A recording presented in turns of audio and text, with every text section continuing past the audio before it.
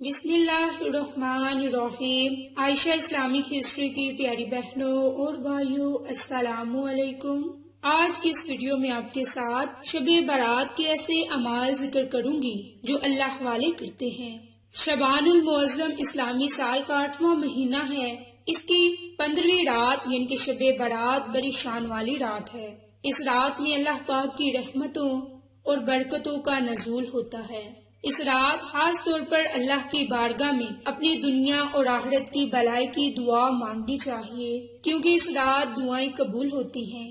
جیسے کہ ہمارے پیارے نبی حضور نبی پاک صلی اللہ علیہ وآلہ وسلم نے 5 راتوں کے بارے میں فرمایا کہ ان میں دعا رد نہیں ہوتی، اور ان میں سے یہ ایک رات ہے شب برات کی رات، شعبان کی 15ویں رات۔ میری اسلامی بہنوں، احادیث مبارک، اقوال صحابہ، فرامین بزرگان دین میں اس رات کی بہت فضیلت بیان ہے۔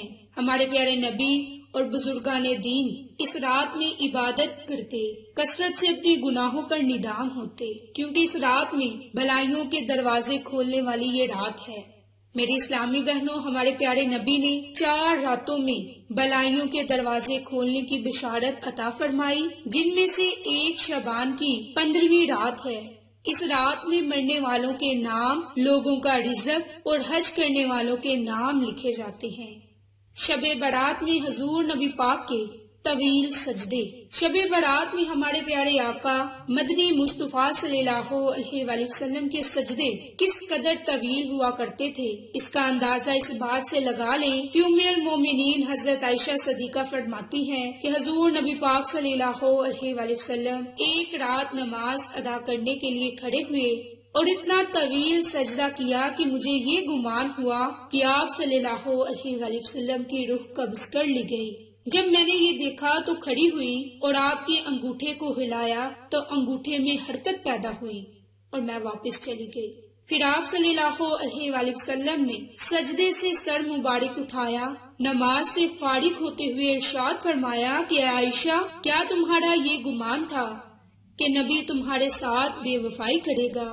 تو میں نے عرض کی کہ یا رسول اللہ کی قسم ایسا نہیں، مگر آپ کے طویل سجدے سے مجھے یہ گمان ہوا کہ کہیں آپ کی روح تو پرواز نہیں کر گئی۔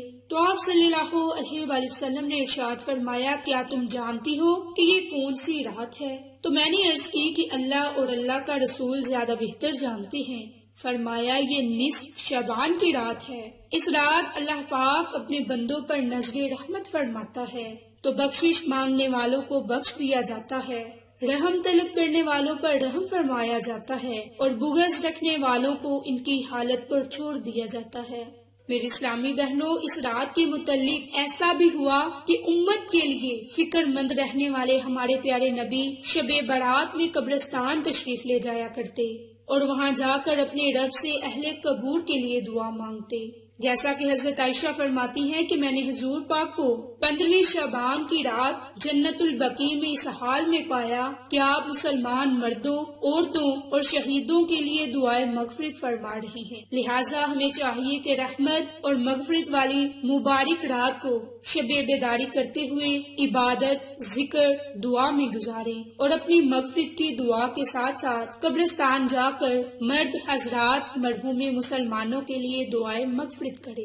تو میرے اسلامی بہنوں، شب برات کی رات کے یہ چند معمولات تھے جو کہ ہمیں کرنے چاہیے اور کوشش کریں کہ آتش بازی اور ان برے اعمال سے دور رہیں۔ تو میری اسلامی بہنوں، شب برات کی رات کا ایک خاص عمل جو بہت ہی مختصر ہے، اس عمل کو کرنے کا طریقہ کار کیا ہے کہ آپ نے شب برات کی رات باوضو حالت 100 مرتبہ بسم اللہ الرحمن الرحیم، بسم اللہ الرحمن الرحیم، بسم اللہ الرحمن الرحیم، اس آیت مبارک کو 100 مرتبہ یعنی کہ ایک تسبیح پڑھنی ہے، اور اس آیت مبارک کی اول آخر درود پاک پڑھ کر اللہ کی رحمت کا حصول حاصل کرنے کے لیے دعا مانگے تو انشاءاللہ میرے رب نے چاہا تو آپ کی تمام دعاؤں کو اپنی بارگاہ میں قبول فرمائے گا، آپ کی تمام پریشانیوں کو دور فرمائے گا۔